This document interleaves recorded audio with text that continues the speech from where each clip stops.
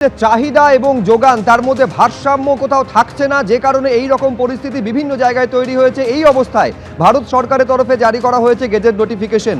ডিস্ট্রিবিউটরের তরফে বিজন বিহারী বিশ্বাস তিনি কি বলছেন দেখব। এই মুহূর্তে আমাদের কাছে মোটামুটি যা স্টক আছে সেগুলোকে একটুখানি ঠিক মতো এগিয়ে কাজ করবার জন্য কিছুদিনের জন্য স্টক আছে, সেটাকে যাতে আরো যতক্ষণ অব্দি আমরা ফ্রেশ সাপ্লাই না পাই তার জন্য কিছুটা নিয়ন্ত্রণ করা হচ্ছে। এই নিয়ন্ত্রণে আমাদের সবারই সহযোগিতা লাগবে।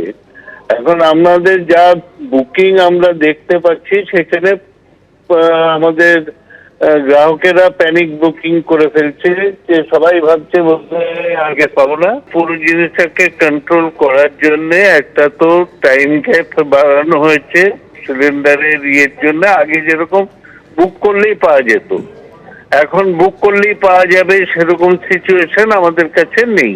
তার জন্যই রেশনিং করা হচ্ছে। এখনো যদিও অটোর জন্য নিষেধাজ্ঞা আসেনি, কিন্তু যেরকম কমার্শিয়ালের জন্য এসছে, আজকে কমার্শিয়াল যদি আমরা দিতে না পারি তাহলে পুরো ফুড ইন্ডাস্ট্রি বসে যাওয়ার জায়গায় পৌঁছে গেছে।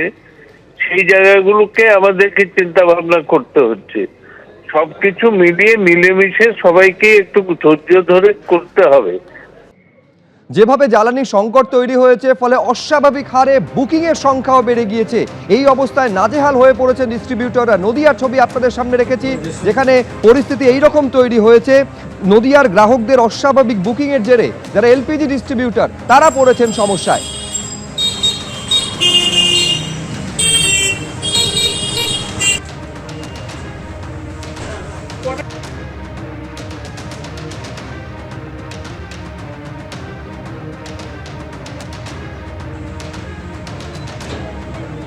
এই একই ছবি দেখা যাচ্ছে জেলায় জেলায়। নদিয়ার ছবি দেখালাম, জলপাইগুড়িতেও সেই একই ছবি। প্যানিক বুকিং শুরু হয়ে গিয়েছে।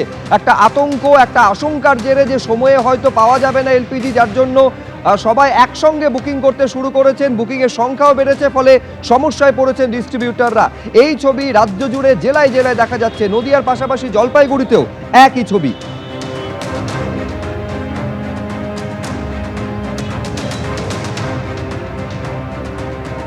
নদিয়ার ক্ষেত্রে যে ছবি দেখা গেছে, সচরাচর যে হারে বুকিং হয় তার থেকে 2.5 গুণ বেড়ে গিয়েছে বুকিং, যার জন্য সমস্যায় পড়তে হচ্ছে ডিস্ট্রিবিউটরদের।